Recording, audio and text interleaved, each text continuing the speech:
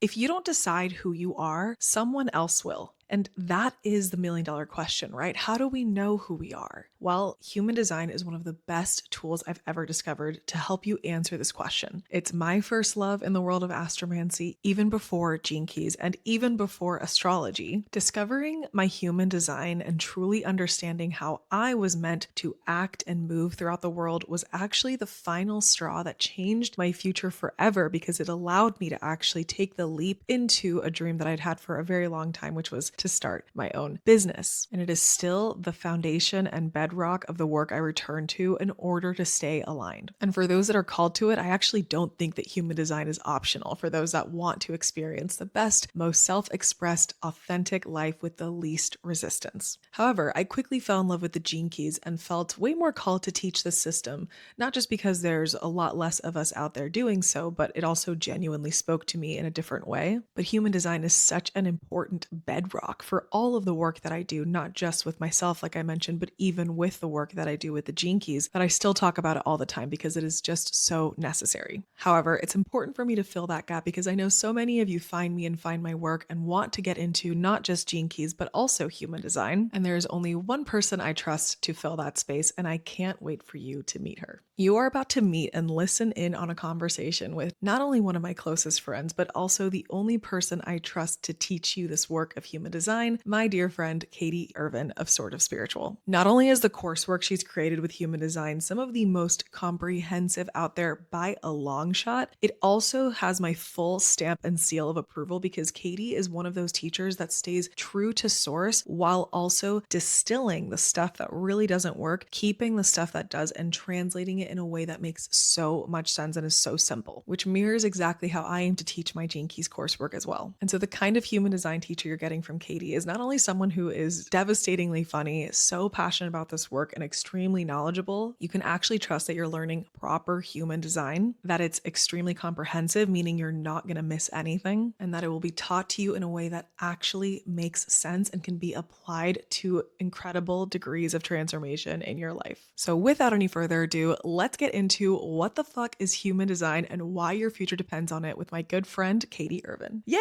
Hi, welcome. We are here to talk all about what the fuck is human design and why our future depends on it. And for you listening, we have an amazing guest here, one of my closest friends, Katie Irvine, and the amazing creator and teacher of HD School. And we are going to be sharing with you a couple really important things. Number one, we're obviously going to introduce this amazing human. And we're also going to be talking about our sort of brief origin stories around human design, how we found it, but more specifically why and how it changed our futures and changed our lives. So first of all, Katie, welcome. Thank you so much for being here. How's it going? Thanks for having me. I'm so excited to have this conversation.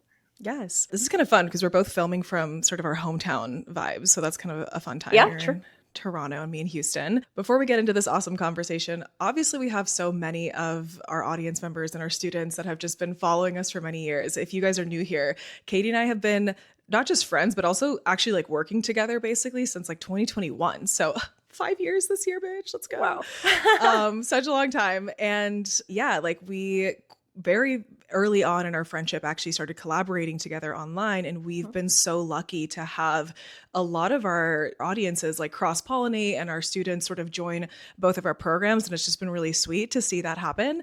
So all that to say, many of you that are listening to this might already know who Katie is, but for those that don't know, Katie, do you mind just giving us an intro as to who you are, what you do, and a little bit about maybe HD School and what you're up to with that? Yeah, so I am a human design teacher. I've been in the human design experiment, let's say, for almost 8 years, for 7.5 years, let's say at this point. And yeah, it was just something that called me really strongly. And I've been teaching it for over 5 years, I guess, at this point, Yeah. with my main program called HD School. So I teach the whole human design system as well as, yeah, the synthesis of it, how to become a reader and all of that. And it's something that I'm so passionate about, that's changed my life so much and has impacted me so much. And so I love that I get to do this work and to share this with people.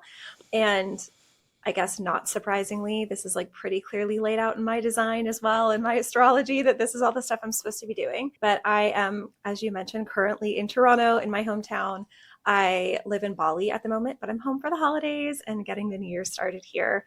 And yeah, I've been working online full time since 2020. And it's 2026 now, I guess. How is that the truth?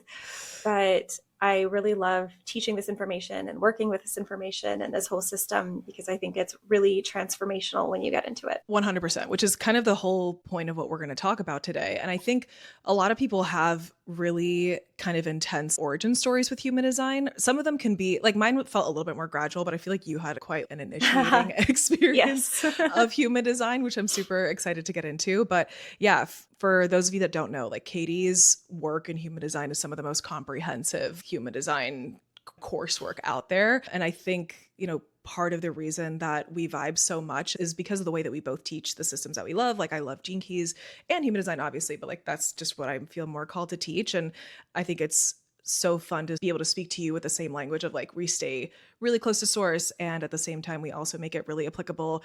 That line 3 vocation, like how is this actually useful, how does this actually get applied? So anyway, Katie's HD school coursework is insane for all of you listening. It blows me away often. And I get to have the privilege to know the behind the scenes of what it takes to create that. And it's very inspiring to me. But yeah, so you have such a cool human design origin story, which we're going to get into in a second, which is so fun. But before we get into it, we need to answer the first question of today's episode, which is what the fuck is the system?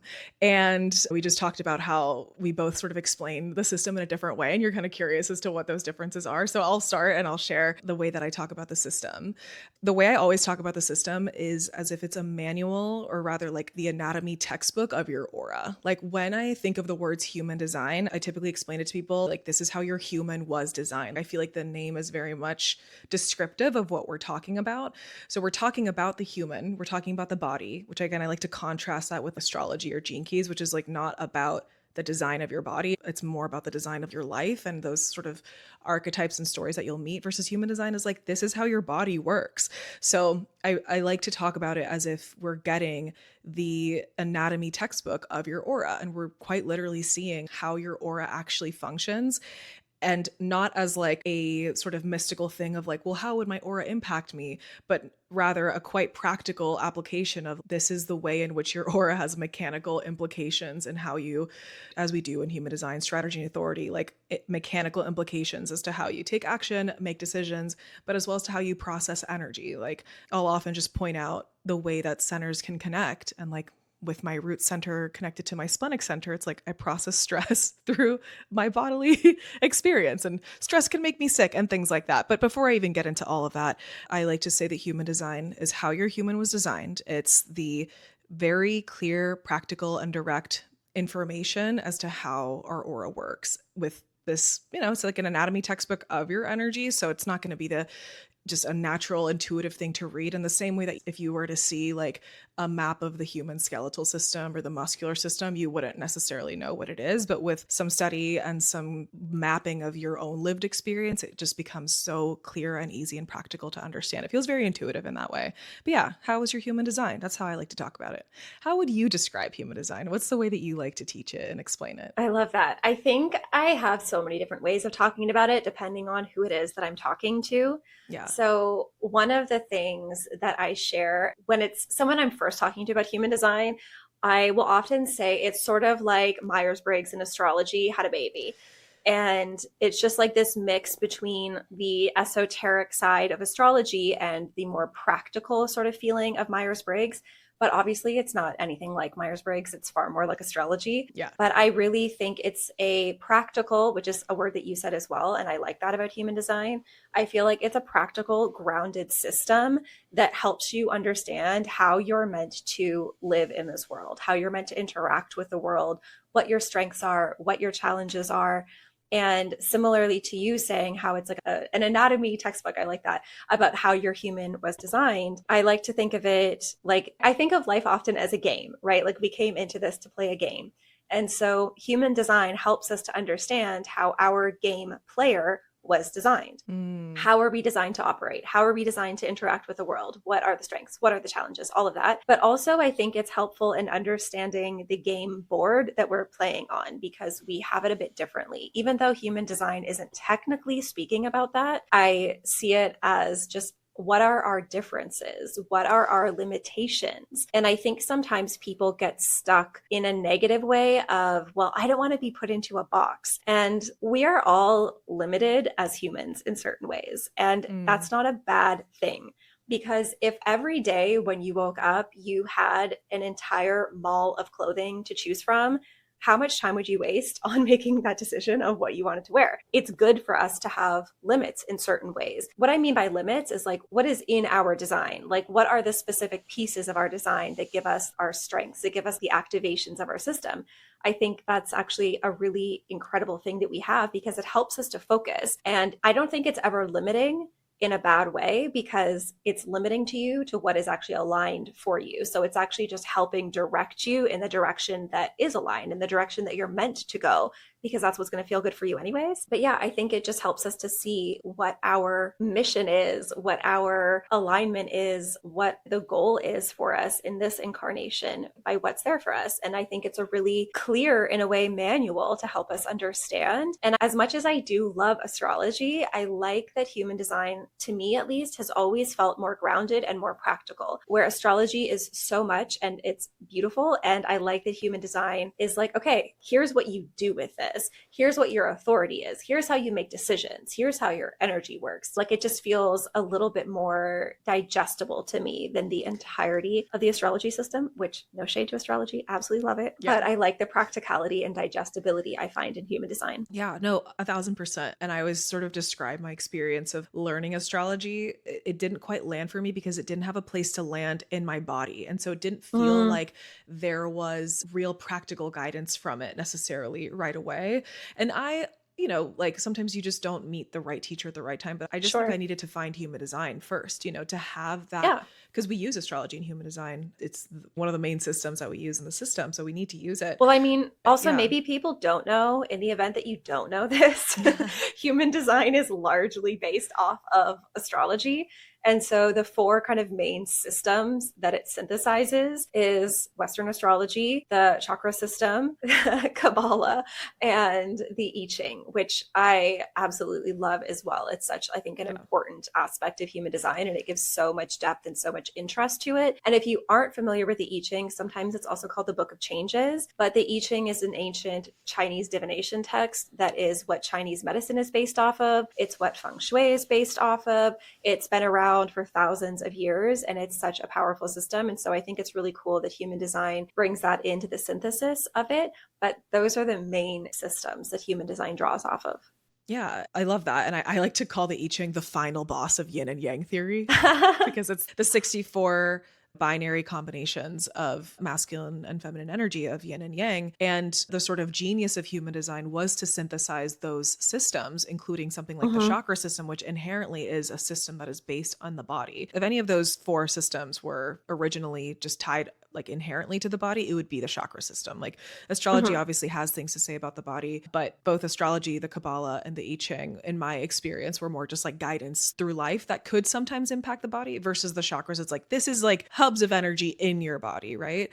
And like synthesizing all that together. Thank you, Ra, for having that experience and mapping it for us and being willing to put it in a book for us to read. At least for me, is what made human design land. And it's also what made astrology land. And then back to your point about things being limiting, I know that one of the aspects about human design that you and I both love is that not only does it tell you about yourself, but it also tells you what you're not. And to know that and be able to just hear that and be like, oh, that's why me trying to be that way felt bad. And I can just give that up now. And it's actually like freeing, it's not, to my experience of it is it's not limiting. Maybe at first we're like, I wish I was a manifestor and I could just initiate. Meanwhile, manifestors are like, I wish I was a generator and had, sacral energy. We're all conditioned to like be the type we're not. But once you give that up, it's just so freeing to just be like, oh, thank God I don't have to do this thing anymore. That didn't work for me. Yeah. 1,000%. Yeah. So human design overall, I mean, Katie and I both have extensive podcast episodes talking about this. If you want to get deep into the origin story and the synthesis, I'll link some of our episodes below. But for the newcomer coming in here, human design is one of the coolest systems out there, I would say. And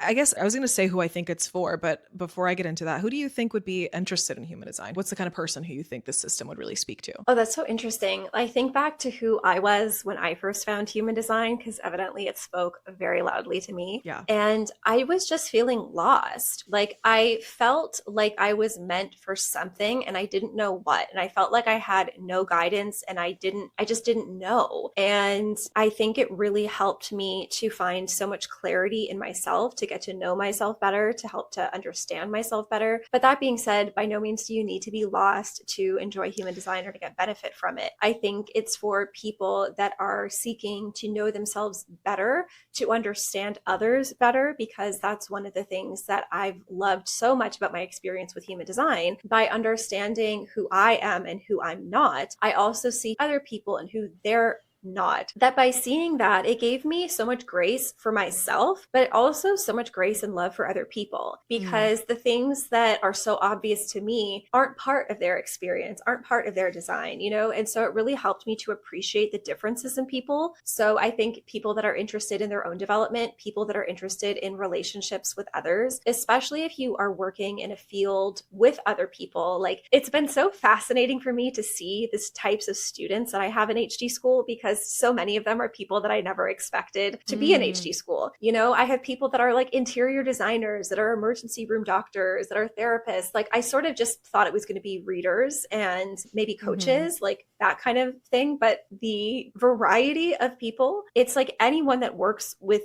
people, which is most of us, quite honestly, it's been really interesting because it just helps them understand so much the trajectory of that person's life, how they make decisions, who they are, like the depth of them. And so it's been really interesting to see that. And in that sense, I think it can really help a lot of people. And on the flip side, there's some people that are those lucky ducks that have just found themselves aligned in life. And we were talking about this, I don't know, a couple of weeks ago, I think, of people that have the sacral defined and how it's a lot easier, in my opinion, for those people to accidentally get into alignment because they have a much louder sort of signal in them, which we're probably getting ahead of ourselves here. But I think for those people, sometimes human design feels less impactful for them because they're like, well, yeah, duh, I know this about myself. And like, amazing, beautiful. I'm so happy for you. I'm so happy that you just intuitively figured out your user's manual. Yeah, right. But a lot of us, a lot of us didn't figure that out. And so if you feel like you're looking for some sort of understanding, if you want to expand more into your purpose, if you want to understand, more of what you're designed for. And I think one of the things that I love human design for at this point in my life is kind of just bolstering myself in the direction that already feels good for me. But sometimes it's just so nice to see it written out that like, yeah, this is what you're meant for. Like this, that gives me goosebumps. But like this direction that you're going, it's not just like some hope that, I don't know, that you saw from someone else and looked good and that's what you're doing. It's like, no, this actually is like written in the stars. But it is, you know, like it's actually written there. You can see it in the text, you can see it in a reading. And I feel like it's so helpful in those moments where you question yourself, or in those moments when life's challenging, to see like, oh, wait, this is meant for me. I'm on the right path. This is the right track for me. And, you know, in a world where there's so much uncertainty and this unprecedented times that we're in, to have that help and that guidance, I think is really powerful. And so I really love human design for that. Yeah. Couldn't agree more. And I'm excited to like talk more about your origin story with it too, because I didn't come from a place of like feeling lost at the time that I discovered it. So I'm excited to have that sort of distinction between both of our stories. Yeah. Very excited to get into origin stories, and also how, of course, now 6 years later, 7.5 years later for you, at least, whoa, wait, this is my 7th year. I discovered human design 7 years ago this year. Wait, this is so exciting. Okay. So anyway, obviously so excited to talk about how our futures have changed because of our discovery in human design, because obviously it took us both on a completely different trajectory. But oh my gosh, yes. Before we get into that, let's answer the question definitively. We'll do a quick mini recap, brand new to human design. What the fuck is this? We talked a little bit about how it's an astrology-based system. How would you describe some of the things that the system can give you really practically? Because we both use that word, right? It's so practical in terms of guidance. What are some of those really practical things that you would tell any newcomer about this system? Yeah. So the two kind of core pieces of human design are your strategy and authority. So if you're getting into human design, this is stuff you're going to see again and again and again. And it's really based on your type. So in human design, we have 5 types. Generators are the most common at about 37% of the population. Then we have manifesting generators at about 33% of the population, projectors around 20%, manifestors around 8%, 8 to 10%, which is what I am. You're a manifesting generator. I'm a manifester. And then reflectors are about 1% of the population. And I'm not going to get into what these types are. Like Maria mentioned, we both have podcasts about this. My podcast, I literally made as an introduction for people who are new to human design. So if that's you, go binge that. But the type is like how your energy works. And I think people often get a little bit confused with this because this is where sometimes the limitation aspect gets in that, like, oh, I can't blah, blah, blah because I'm a generator. I can't this because I'm a projector. And I don't believe that's the truth. I believe it helps you to understand how you can accomplish what you want with the least resistance, with the most ease. That's the whole idea between your strategy. It's like, what is your machine? Because if some, like in an analogy, you know, some of us are a boat, some of us are a rocket ship, some of us are a car. We all travel. We just go about it in very different ways, right? Love that. And so that to me is the type and strategy piece. And so each type has a matching strategy. And then the second part that I think is arguably more important, which we're going to get into a little bit more in the second episode, so stay tuned, is your authority, which is how you're meant to make decisions. And this is where I think the practicality of human design really comes to play, because especially when I learned my authority, I was like, oh wow, I've been doing it wrong my entire life. And like, it was just like all these moments flashing before my eyes of like, oh, this rash decision I made and this rash decision I made and this rash decision. Like I could see how all of these incorrect decisions stacked on top of each other to create a location of complete misalignment for me at the time that I found human design.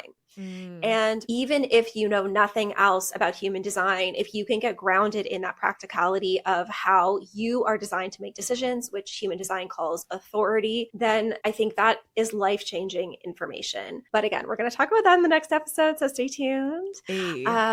Yes. But yeah, those are the two big pieces that people always go back to. And if you know nothing else about human design, but your strategy and authority, I truly believe your life can be transformed for the better forever. And the third kind of piece as well that I think a lot of people hear about is this idea of profile, which I think, again, helps you to understand what your experience is. There are 12 different profiles that help you to understand what your experience is. And I think it also makes a lot of sense. For example, Maria and I share half a profile. I'm a 2-4, you're a 2-5. So we both share that second line profile. And it really helps to understand when you have that, because part of the second line aspect is being a natural. And so these things, like, we don't appreciate a lot of our abilities, because to us, when it comes easy, it's like, oh, everyone can do this. Everyone can figure this out. Everyone has no issue with this. And that's just not the case. And so it helps to kind of see different inclinations that are in people. And again, I feel like it just gives you permission to do more of that. And so instead of, in my case with the second line, instead of thinking, oh, I should be working harder, I need to study more, I need to do this more, I need to put in more effort, it's like, that's actually not really aligned for me. And so again, it gives you that permission to just be who you already are. And I think it's so powerful to understand these aspects. 100%. And not just permission, but like it gives it a name, and also like an explanation as to why. I think having a handle for things, like literally the handle being like the word that names that experience, like the line 2 in this example, it clarifies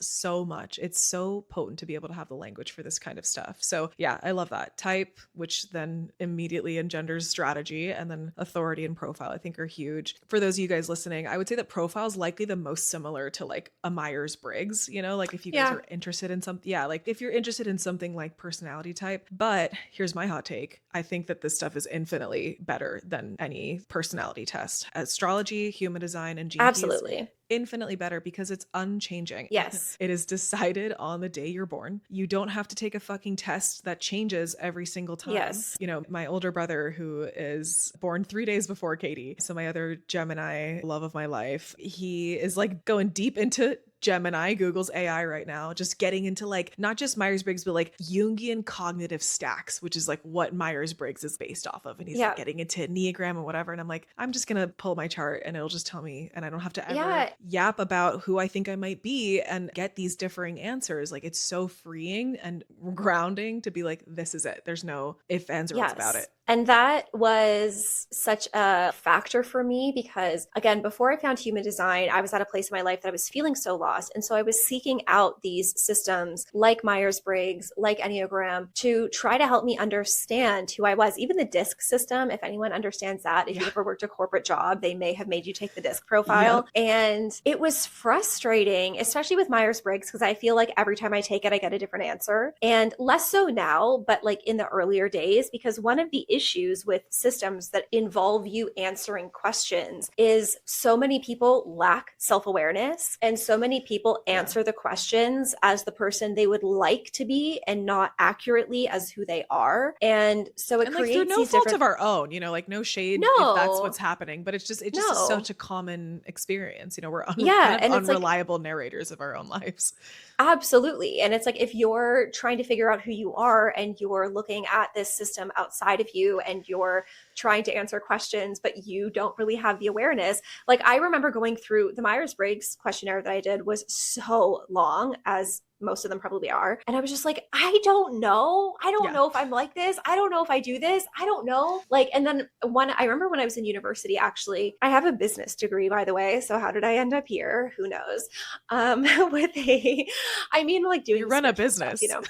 I know I run a business, but I don't use anything I learned in my business I have degree a in my marine life now. science degree. I have a True, marine true. science honors marine science degree. Yes. So you're good. I did a minor in human resources, and a part of this HR course we had to do was, I remember we had to do the Myers-Briggs and we had to get like other people in our life to also answer it on our behalf. And I got different answers from everybody. And it was just so frustrating. And same thing with the Enneagram. I feel like I get different answers every time I've done that as well. Yeah. So love human design for just like, this is it. This is all it is. And yeah, it just feels grounding. It feels aligning. It feels helpful, but without giving over my power to it. So this is something, can I just like get up on my soapbox for a Please second? preach. Let's do it. Because I swear to God, if I see someone else saying that, like, I can't do this because I'm like whatever type, you need to just stop. Like, I Yeah. can't do, like, this is one of my examples that I will harp about until the day I die, probably. Some teacher out there, I don't know who it is, has told people that if you have an undefined throat, you cannot have a podcast. Please, someone go alert Oprah that she has an undefined throat and cannot have a talk show. It just wouldn't work for her. It just wouldn't Yeah. work because she doesn't have a defined throat. Someone let Yeah. her know. Someone go take all that money and redistribute it. It's not gonna be me. You can do it though. Like, it's just Yeah. the craziest thing to me. And so, again, I think human design is really helpful, but it's don't ever give away your power to a system. If it doesn't feel like it relates to you, go find something that does. If it Truly. feels limiting to you, let it go. It is a system that you need to experiment with. You need to actually apply in your life. It is an experimental system. So you need to work with it. You cannot just let somebody tell you this is what it is. You need to experiment and find that truth for yourself. Yes, the system gives you a manual, but you got to put the manual into action. And so again, I find so much like comfort in the system, but I don't ever want you to approach it as like, oh, well, I can't do this because I don't have XYZ. No, you just go about it in a different way. And if you're being called to that, if your intuition is bringing you in a direction, there's a way for it to happen. And your human design is going to support that. It's not going to limit that. Yeah, 100%. I even use the podcast example when I also talk about like this idea of like people putting limitations on themselves. And Yeah. I think it's best summed up in you can do anything. It just depends on how you do it. Yeah. Your human design shows you the how. How is your energy best meant to, move throughout the world? So yeah, I love that. You guys heard it here, and I'll add this. I think the kind of person that I think the system is well suited for is someone who is either already intrinsically connected with their body. Like for example, for me, I was coming from a yoga practice where the definition of yoga is feeling your body. So I was always aware and like attuned to the fact that trusting my body and like my body sensations was a good thing. So either it's for a person who is already, in tune with their body or has a belief in that, or That was not me. or wants to be, or is drawn to that in some way, or knows when they hear that it's because human design is so much about listening to your body. That's why it landed for me, because it was about human and how your body works. So it's either for the person that already has coming from that sort of idea, which again is why like astrology didn't land for me at first, or where that awakens something in them, that idea of Yes. like, it should feel this way in your body. It should feel aligned. It should feel like how you described that you're doing a thing with the least resistance. Like Hmm. there's two ways to go about doing a thing. And one, the aligned with your human design way is the one with the least resistance. So if you're someone that's listening to this and you have heard that you can hear about your energy type and it will show you your strategy of moving about the world and your authority in terms of how to make decisions, if it also lights you up to know that the real key to all of this is listening to your body and Yeah. experimenting, as you said, which we're going to talk so much about experimenting because we're both very passionate about how this needs to be something that you're applying. But yeah, if that speaks to you and you're excited about trusting your body's natural intuition, human design is the language to decipher the intuition that's already there, basically, like the inner guidance, the inner authority, literally, that's already there. Yeah. And also being able to distinguish what you might think is a random body sensation, but it's actually like the thing that's guiding you to like your hot new future, your Yes. best aligned potential. And in that same vein, just have to add this in. One of the things that I love in the gates of human design, there's the gate 46, the gate of embodiment, or the love of the body, which I know I'm going on a tangent here, but We love it. one of the things that it basically teaches us is that not only is it the gate of the body, but it's also about serendipity. And so the idea that being in the right place at the right time is the body. When you are Yeah. present in your body, like that is always where the luck happens. Being present with yourself, that's always where the right place at the right time comes from, is knowing yourself, feeling yourself, being guided by that, which I just think is so cute. I love it. Gene Key 46 is called A Science of Luck. So that's fun. But yeah, what a vibe. And with that being said, we have now teased enough the distinctions between you and I's origin stories with human design. But I would love to start with you. What's your origin story with human design? How did it find you? And why did it call to you so strongly? So, my origin story with human design, you got to understand I was a disaster. Okay. My life was so out of alignment. I found human design 2 weeks before I got divorced. And like, I didn't exactly know that that was coming. Like, I kind of knew, but like, I didn't fully know. So, at the time that I found human design, I was in a job that I didn't really love. I wanted to have my own business, but I just didn't have the ability to at the moment. I was working as a virtual assistant for a business coach. And it's not that I didn't enjoy that job, but it just like wasn't what I ultimately wanted. I learned so much from it. I got so much from it. And I actually found human design at a retreat that she was hosting. And she hired someone for her clients to do human design readings for them as part of the retreat. And she was kind enough to also look up my chart and share a couple things about my chart. And I could not understand why, in a room full of these women that were like 6 and 7 figure business owners, I was the assistant sitting at the back of the room getting paid $20 an hour. And yet I was the manifester. And like what Mm, she was saying didn't really make sense to me in that way, because she was talking about how manifestors have this power. And like, I really can't remember how she first described it, but it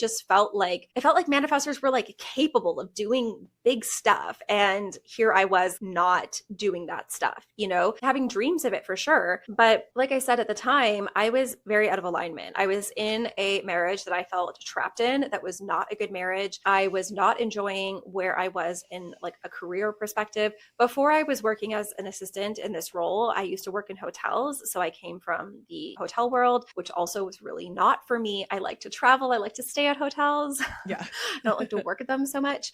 But really, I did get into hospitality because I wanted to help people. And then, like, once I got into it, I was like, not like this. And yeah, I was having so many health issues. I was just really unhappy. And so, at the time that I found human design, or was told about human design, it found me technically. Yeah. It just felt like it woke something up. It was like I was like a sleeper agent, I was like a Yeah. manifestor sleeper agent. And like hearing this brought me to life in a way. And it just really felt like it woke up something in my body. And it was like, I know that this is true. Like, this feels like the most truth anyone has ever said about me. And yet it is nothing Yes. like where I am right now. Mm, I am so far from living in alignment as a manifester. It was embarrassing. I hated it, right? Side note, I think manifestors are often the most conditioned of all the types, yeah. because we're really designed to just go and do things and initiate things. And that requires a huge amount of self-trust. And how do you raise someone to do that, right? When Yeah. you are from a family that has no idea of this stuff. I'm actually from a family of all projectors. So my mom, dad, and brother are all projectors, not a sacral to be found All in the air Irvine signs, by the household. way. All four of you Yes. guys air signs. It's so psychotic. I love it. Yeah. Yeah. And so I feel like I just got told a lot, like, oh, you can't just do this. You can't just do that. You can't just do this.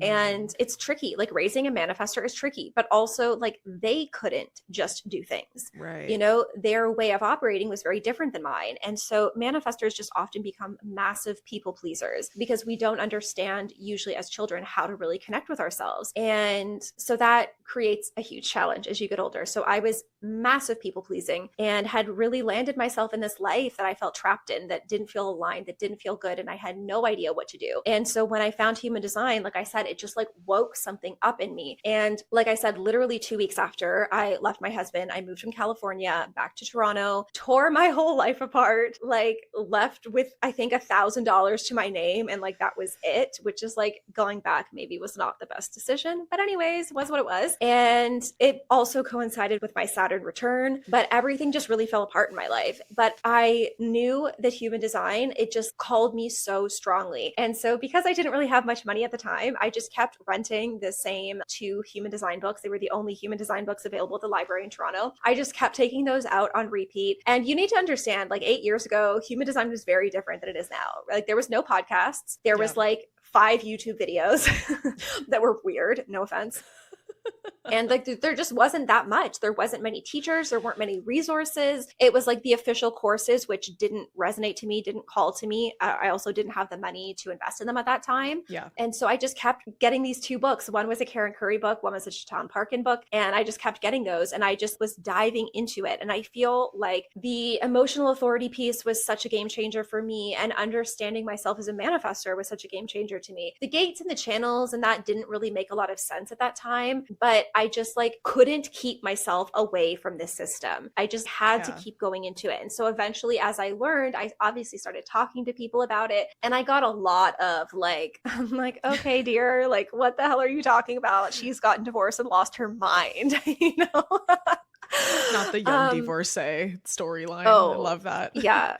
Yeah. Divorced at 29, losing my absolute mind, going through my Saturn return. But again, it really helped me to rebuild myself with more alignment, with an understanding of how to make decisions, with an understanding of like the boldness that I needed to operate from, even though it felt so unfamiliar as someone that had essentially outsourced my entire personality and life to other people for the past 3 decades. Yeah. Oh my God. So many of the things you said resonate so much with my experience. And one of the things you said I think is so important, which goes back to the language of it, which is this is the system that has most accurately described me, Mm-hmm. you know, or described an experience. And that was also my experience of discovering human design. And then, of course, the same experience when I got into Gene Keys. I was like, one word and you can like rip me apart this way? How dare you? Like, what do you mean?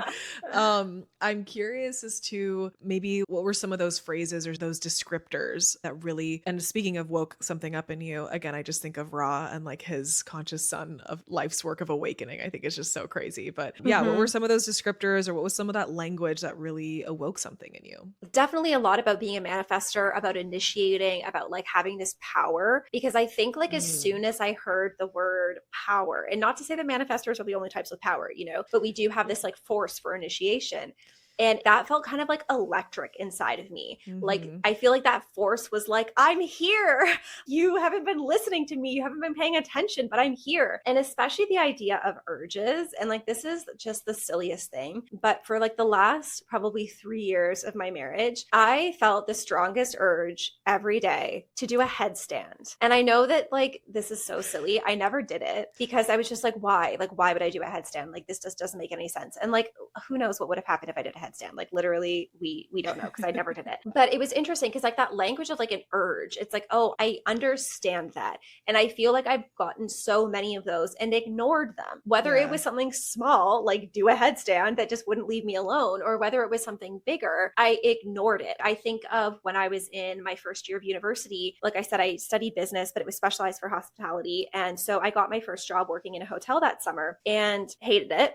And like every urge in me was like change your major, go back for nutrition. This is what you're interested in. This is what you care about. But I was like, no, I can't. Like, what are people going to think of me? Like, literally, no one would have thought anything of me. But like, I'm going to graduate late. I don't have this. I don't have that. I can't do it. And it's like, so instead, you just spend another 3 years studying something you don't want to study. Yes, that's exactly what I did. And so there was just so many urges that I could see that I didn't do. And the other thing that, like I said, that had this like reel of moments flashing before my eyes was with emotional authority and being told that like you do not have clarity in the moment. You need to wait out decisions. And I could see so many times that I made big decisions and I didn't wait it out and that they didn't turn out well. And sometimes I think of our authority as like our Google Maps that's like, turn right here. Yeah. And if you turn left, then it's just going to redirect you. Like, it's okay. You don't have to get every single thing right. But if every single time Google Maps tells you to turn, you go the opposite way, you're not going to get to where you're meant to go. Like, you can make wrong decisions. It's okay. It's not that big of a deal. But when you only make wrong decisions, that gets to be a problem. And I feel like those were things that just really smacked me in the face in a way of how wrong I had been. And I will say a lot of the language in the books about the gates and the channels at that time really didn't resonate with me. It took me further inquiry into some of the I Ching or into learning about the gates from Ra, from like just like further diving into it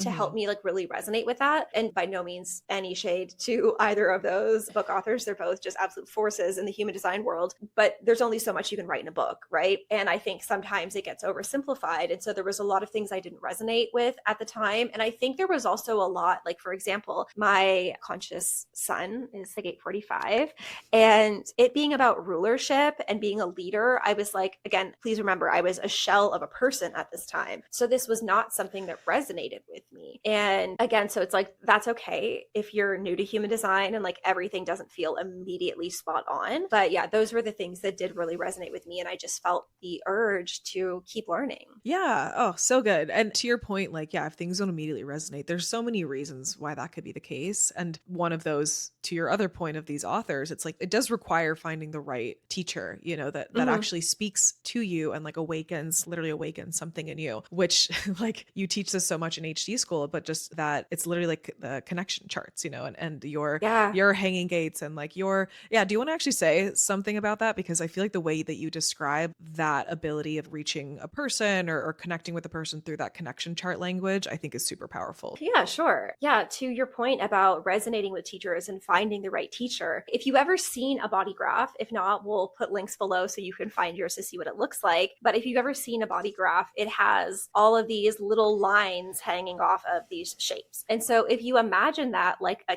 key, these little electrical wires hanging off are going to connect with some people because you're going to have the opposite electrical wire to plug into, and you're not going to connect with other people. And so it could be the same thing that someone says, and you just don't hear it from that person, but you hear it from someone else. And like, that's okay. So I think, again, it's trusting yourself to not force things. If you don't resonate with someone, no problem, move on. You will find someone that you do resonate with. And in that sense, I also think that's why there's no such thing really as competition in this world, because I am the only one with my particular design that is teaching human design. And so the way I teach it is going to connect with people in a particular way. And because I have hundreds of students that I have their charts, I can see this. I've never, I don't think ever had a chart that I don't electromagnetically, to use human design language, connect with, because they wouldn't connect with me. They wouldn't have an interest. They wouldn't resonate with me. Yeah. And so it's just like part of the magic of the system of how people connect, and even how different people are going to bring out different things in you, and different teachers, different friends, different partners are going to awaken certain aspects, like because they literally electrically charge these parts of you and bring life to parts of you that you don't necessarily have access to on your own, which I just think is so fun as well. And this is part of why your future depends on you living out your human design, because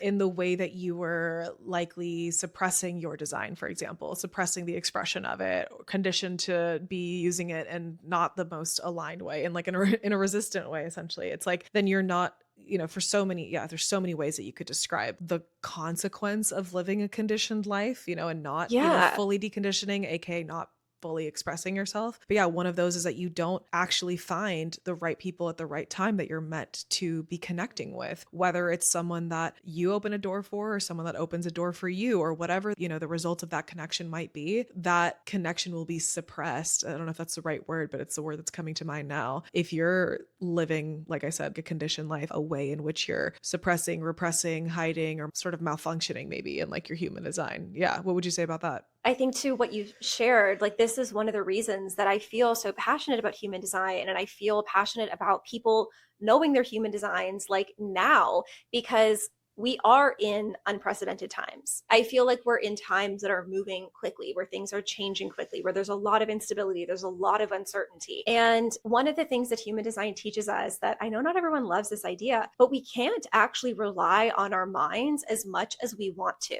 And so there's this idea in human design that our mental capacity, our mind, our thinking mind, kind of reached its zenith, is that even Yeah. the right word to use, kind of reached its like max capacity a few hundred years ago. And here we are still thinking that it knows what to do. And one of the analogies that I have is like, imagine that you have a horse and buggy driver. That is your mind. It is an excellent horse and buggy driver. It has been driving a horse and buggy for ages. It knows exactly how to drive a horse and buggy. Yeah. Cool. But we have cars now, you know? And so if you don't know how to operate a car, if you haven't updated with the times, then you're losing out. And like, that's kind of what our mind is. I feel like it's incredible. It's an incredible tool, but it's not the only tool. And so then what is the tool? And to me, that's where knowing yourself and knowing your design is so important, because we get to unlock this greater intelligence that lives within us, and that we tap into, I guess, the greater intelligence that's around us as well through our strategy and authority. It directs us to the right people, to the right information, to the right ideas, to the right stuff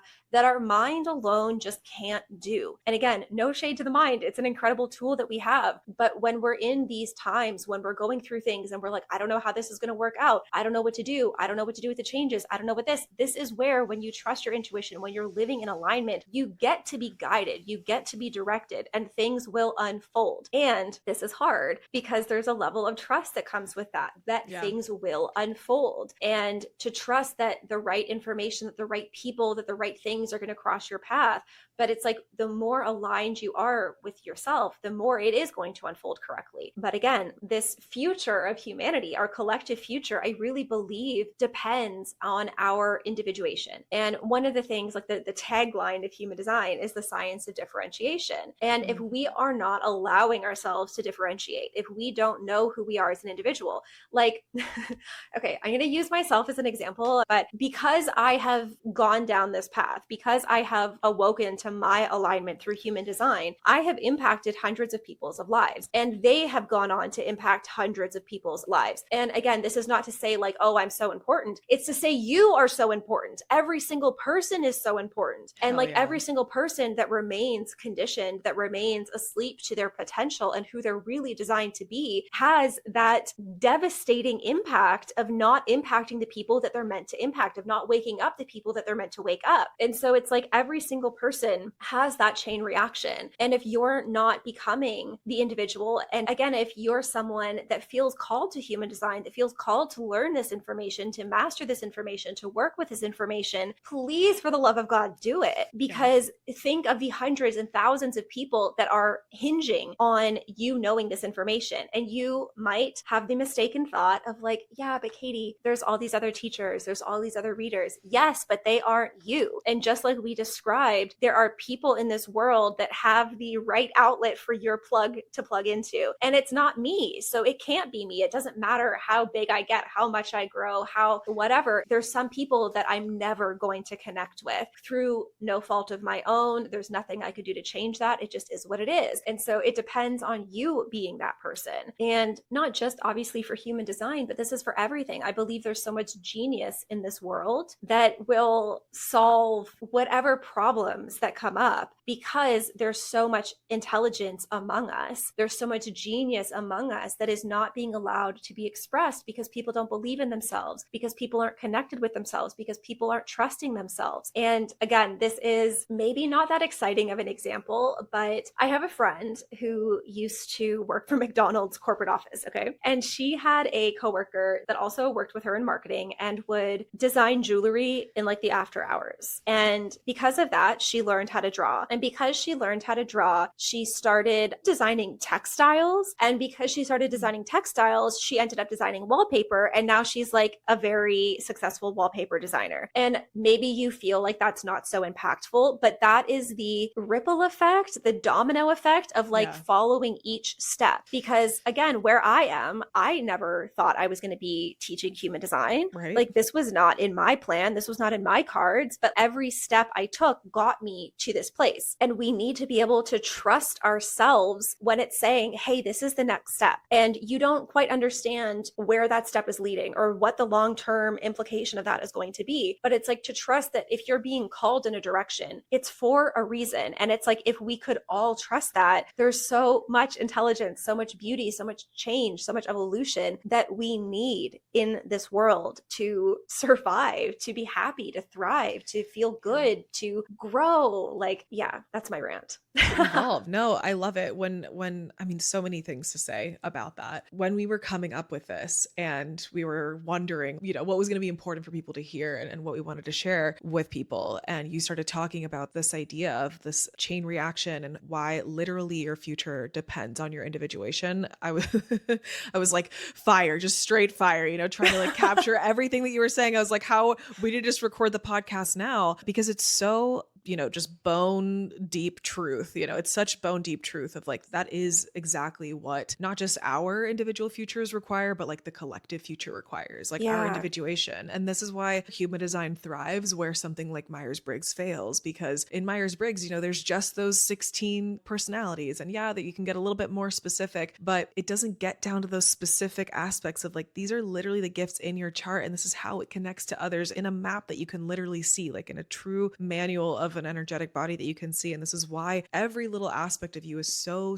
important. And you might not know that it's important or why it might be important, but it will be important. And it already is now if you choose to express it. Yeah. Yeah. And I think one of the things with the deconditioning process of human design, of like removing the outer conditioning and getting more aligned with yourself, is that it puts you in contact with universal intelligence, because trying to figure out every step of your path on your own is really difficult. And dare I say impossible. Yes, impossible. Like, it doesn't feel good. And I remember us having this conversation when we were in Bali a couple years ago. And I don't know, I was kind of saying that like, I don't really think I'm that intuitive. And you were like, isn't that how you run your entire business? Like, don't you just get told what to do and then you do it? And I was like, yeah.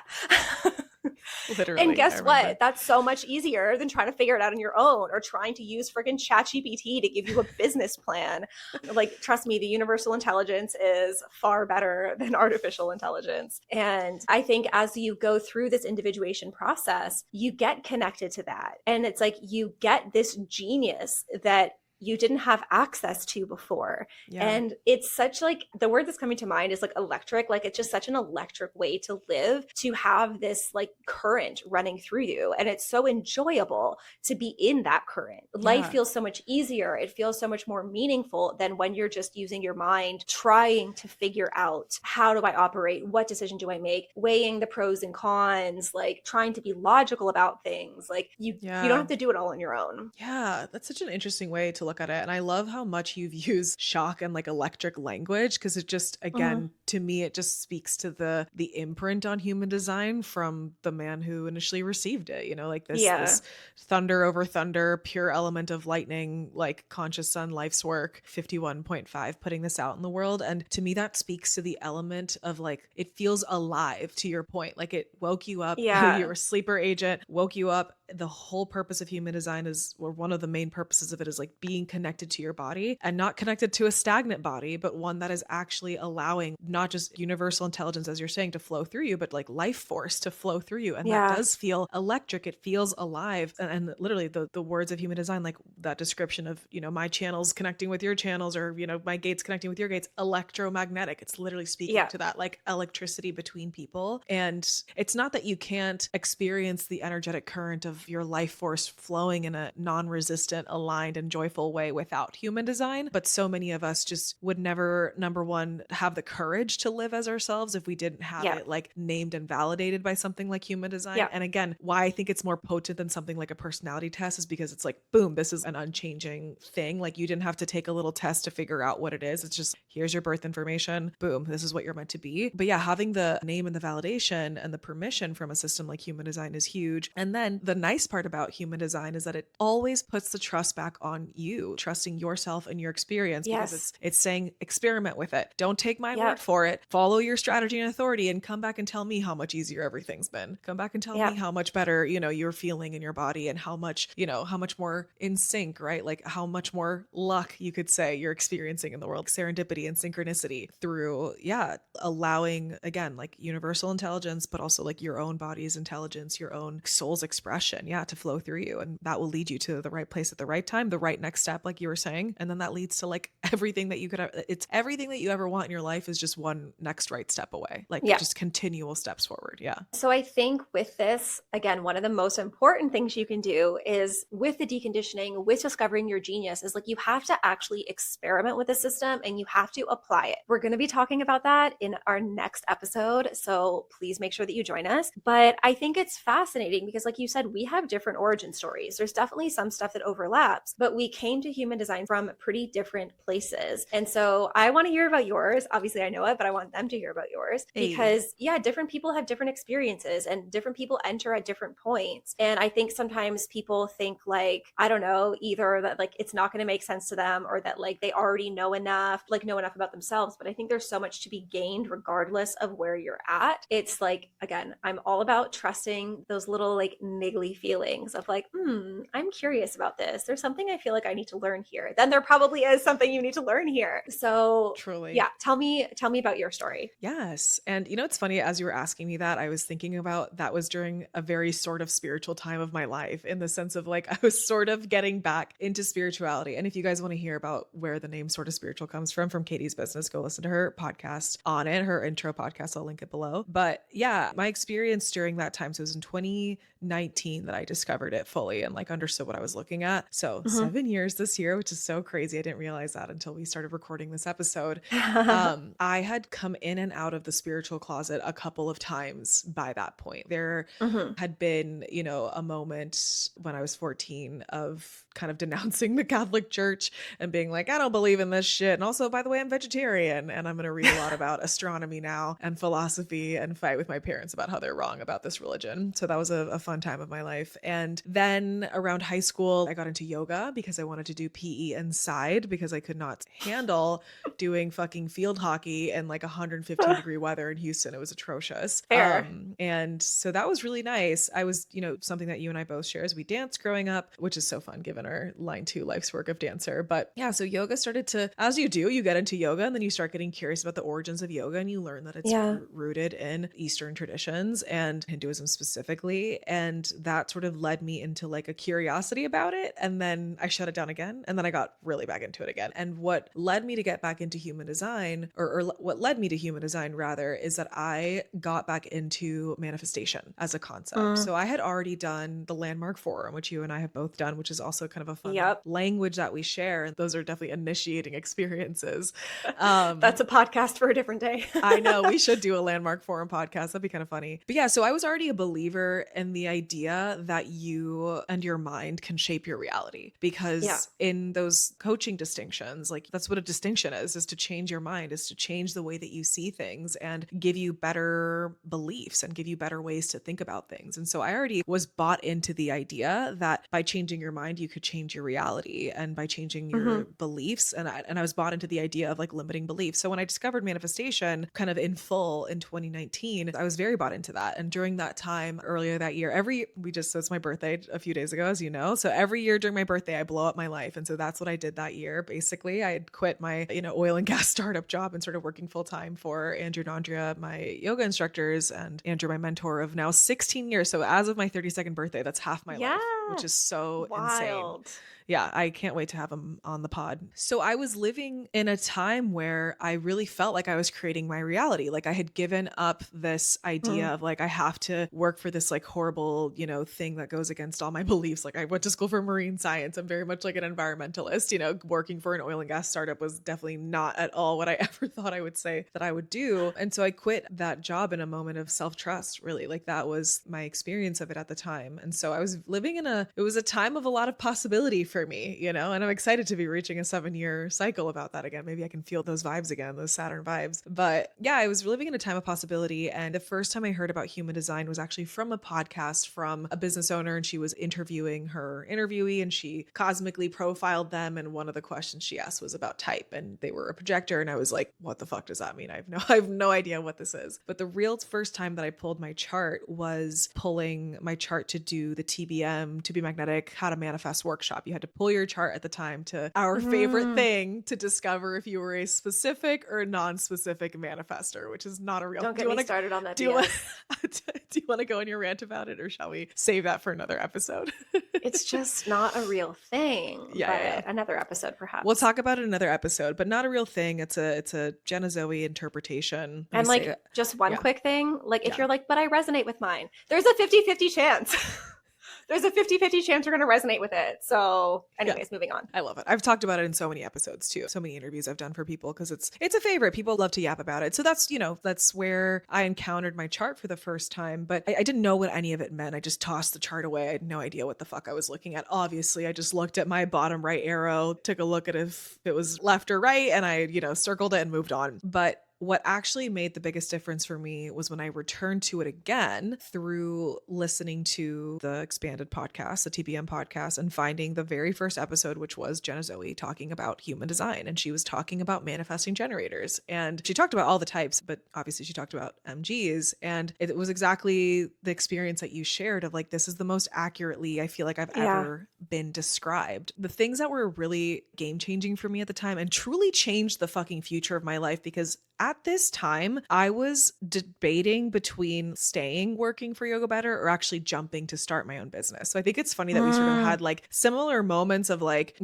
wanting to do this entrepreneurial thing, which is such a crazy journey, right? And human design sort of finding us at those moments. And I think both of our types being like manifesty energy are very like aligned with working for yourself. And hearing, there were a couple things that Jenna shared around Manny Jenna energy. One of them, of course, was like multi-hyphenate, multi-passionate, multitasking individuals. And I was like, that makes a lot of sense to me, because the way I always described myself before was like Renaissance person, like I went to school for marine science. Like I have published papers on oyster biogeochemistry, like how they affect greenhouse gas cycling. And I can tell you about that stuff. Very random, specific part of my life. But at the same time, I also always have been very deeply artistic and like danced my whole life, just like you. I sang in the Houston Grand Opera as a kid. I was in the children's chorus. I always painted, always, created art. And it was... Your graphic design is fire.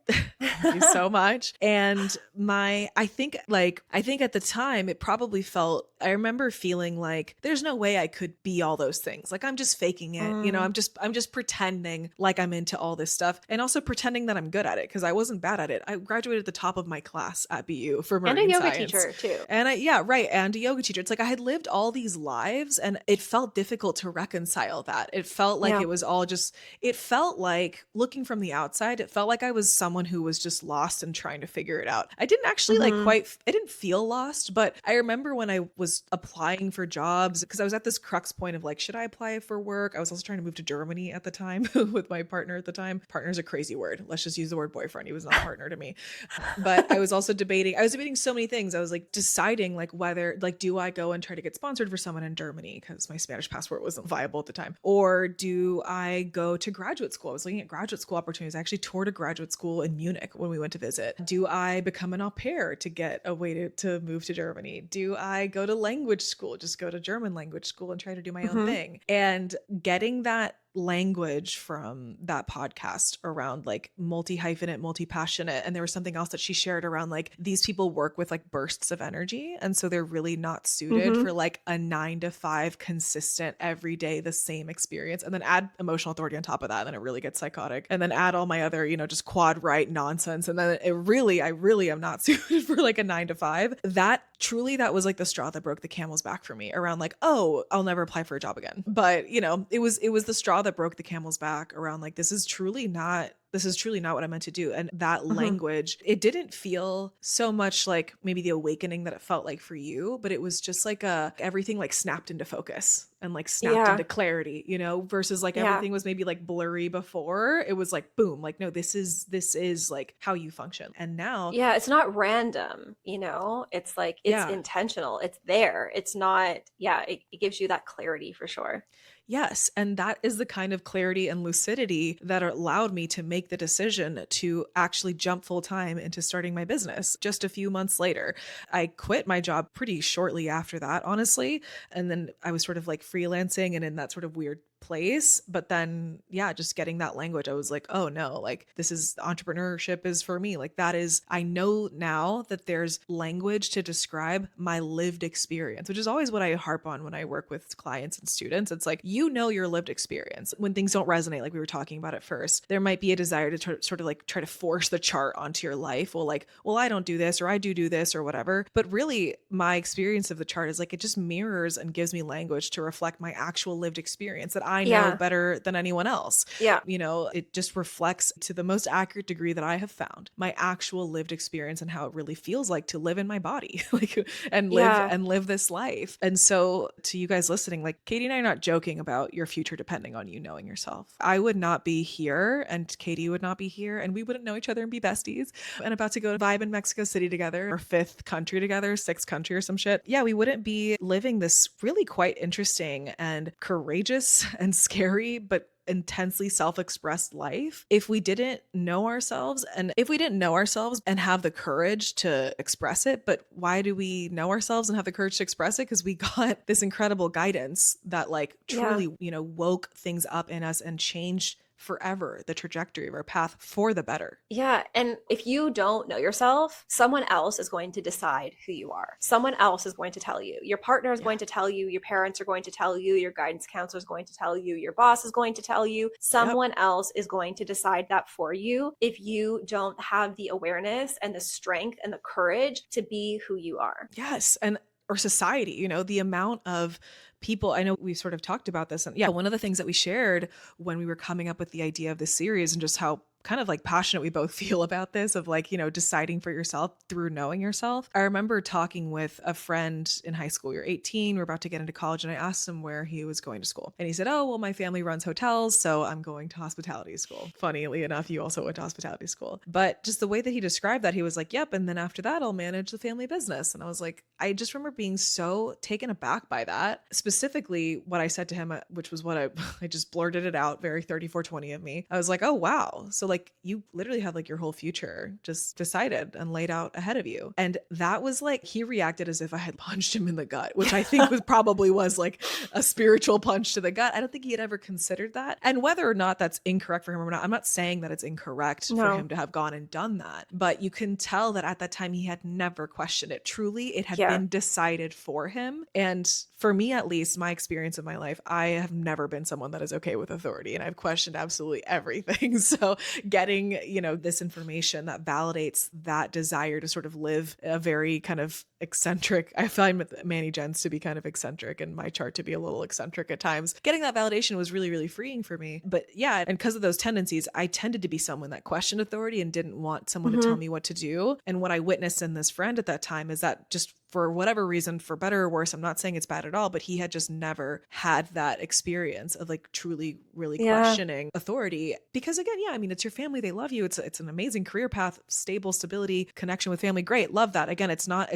about whether him doing that or not was good. It's just about, did you decide it though? And Mm-hmm. maybe eventually he did. I would have wanted him to decide those things for himself. Like we want all of you to be able to decide for yourself who you want to be and what you want your future to look like. But I remember being so taken aback by that. And we were both just like, like in shock, from that sort of like realization. He was like, I've just never thought about it that way. And I was like, that is the exact first thing that I thought, was just how shocking it is that your life could be so laid Yeah. out for you, where you go to school, where you're going to work, who you're going to work with, where you're going to live, and what you're going to do for truly like the rest of your working life. Then you retire, Yeah. sure. What do you do? But that's like decades of your life. Like, I can't believe you never thought about it. And so I think it's so important. And I credit my discovery of human design, not just with the decision to start a business, but then later it was what my business became. It was the Mm-hmm. focus of my business was teaching human design at first. I took my first formal human design course because I was teaching self-trust at the time. And I was like, well, how can I teach people how to trust themselves if I can't teach them about authority? And my whole thing was like, trust and go, like trust yourself and take action. How do I teach themselves to then take action if I can't teach them strategy? I have to give people Yep. the opposite of a cookie cutter experience. I have to give people a custom coaching experience. And my first client was a freaking reflector. And it changed her life Wild. to know Yeah. that she was a reflector. It changed her Yeah. life forever to discover that. Imagine you're 1% of the freaking population and you never knew. And so, to your point earlier of you saying like, you being here, you've impacted hundreds of people and those people have impacted hundreds of people. That is also my experience, and Mm-hmm. we're not saying anything other than what's true. And we both do it in different ways. We both have our own locks and keys and our electromagnetic channels that are serving their purpose in the collective for good and for spreading this amazing system that celebrates individuality. I credit this system so much with like the life I have now. And I know that I'm in such good hands for like the future, even Mm. during difficult times, but having this Yeah. information, I feel like I'm in such good hands. Yeah. Yeah. And, similarly, sometimes I get goosebumps thinking about it. Like, if I hadn't gone on that trip to Paris, if I hadn't found out about human design, if I hadn't been working for that woman at the time who shared that, how differently my life would have played out. Because even though by no means did my divorce happen because of human design, but again, it was one of those things that like bolstered me of like, there's a whole world for me to explore that I don't even know yet. Totally. And the work that I do versus like, at that time, I was actually looking to get another job. It was just hard working online when I had moved to California and like didn't really know other people. So I was looking to get another job. So like that was like such a turning point in that sense of like, I could have just gone to work back in hotels, and how differently my life would have been to stay in that marriage, to stay working in a job that I felt trapped in, to stay in an industry that I felt trapped in where, yeah, I was letting someone else decide who I was. And they were giving me their 5-year plan for me to develop. And it was great. They believed in me. They really loved me and like the companies that I worked for, but it wasn't me. Yeah. And I just think of like, my life is unrecognizable now because of human design. And I think the reason, like, or for what comes up for me when I'm saying of like how I've impacted all these people, it's not like I'm special. It's like, this is Yeah. the reality of you becoming yourself. Yeah. And you are also going to have that experience and you are going to impact people who are going to impact hundreds of people. And it's like, it's this ripple effect that we all have, that your genius being unlocked, your individuality being unlocked is how we evolve, is how we change. And it's not about me doing something important or Maria doing something important. It's the fact that we all have that role to play and we all are here to have an impact on each other. And it was interesting because like I just finished creating the Incarnation Cross library. As you know, you've been the background hearing about all of these classes. There's so much that's gone into it. But one of the really fascinating things, so Incarnation Crosses are part of your design that kind of tells you your story or your like life path or purpose. Some people look at it as. And it was really fascinating because it's like so many of the crosses, it's like, it's about your purpose impacting other people. And it's like how we end up impacting other people. And we aren't here to live in a vacuum. We're all here to impact others in a way. And again, for us to be of service in the way that we're designed to be of service to the world is through being ourselves. And so it's like this selfish aspect of living truly to yourself is actually the least selfish thing to do, because as you live true to yourself, you unlock your potential and you unlock the potential of everybody else. And so like we all get to play the role that we're designed to play. And again, one of my analogies that I imagine with human design is like, if you have a jigsaw puzzle that's 1,000 pieces, you can only be your piece in the puzzle. And if you go and try to contort yourself, if you like rip off one little nub and try to stick it on in another place, the puzzle doesn't work anymore. And I think we're in a society right now where we have these like idealized puzzle pieces, and all of these puzzle pieces are trying to make themselves ourselves be this one puzzle piece, but then the puzzle doesn't work and Yeah. we lose out on the entire puzzle. Like the puzzle does not work if each little puzzle piece doesn't get to be itself. And it's the same thing for our entire fabric of society, right? We're in these echo chambers where we're afraid to be ourselves, where we don't know how to be ourselves. And I think human design is such a powerful tool. I don't think it's the only tool, by the way. I think Sure. there's other ways that people can connect with themselves, but I think it's such a powerful tool. It's such a practical tool. And I think it's just so powerful in these times that we're in for us to be connected, to unlock ourselves and to unlock others in that process. Couldn't agree more. I like the promise of the system is like, to me at least, and this is the way I've heard it described, is like, if it's aligned for you, truly, it's also aligned for everyone else too. I love your jigsaw puzzle analogy, and to me that brings up those words, cosmic order. You know, Yeah. there is cosmic order in the sense that, like, why would you be given a way of being, like your own chart, your own design, etc., that like living it would be bad, that living Yeah. it would like negatively impact the collective or the people closest to you or whatever. Like that doesn't make any sense. I think I take that for granted now of knowing that, but at the beginning it was really impactful for me to hear that like me living as myself is the greatest service, you know, that I could offer to people. And me living as myself is safe because if it's aligned for me, it's also aligned for the collective. Because again, why would I be given a design that would be like Mm-hmm. negatively impactful or like harmful to the collective, to the tribe, etc.? I remember how impactful that was for me at the beginning. And so if you're hearing this and you're like, you know, you're hearing about being yourself and there's some fear around that, like that is so natural because we've been so Mm-hmm. conditioned to not be ourselves. But actually what is harmful is you not being yourself. That is what will cause the puzzle to sort of be in disarray and there to be gaps and things missing from the Yeah. collective, from the group that we need. We need your specific puzzle piece. And so with that being said, not just does your future depend on knowing who you are, brother, our future depends on you knowing who you are as a collective. Like we need Yeah. everyone to be individuated, trusting themselves, fully expressing themselves, and that is the highest alignment for us as like a human race, is everyone being as individuated and self-expressed as possible. Boom. Hell yeah. Yes. Mic drop. Let's drop both of our mics. Just destroy our like nice little mics. I love it. Fuck yeah.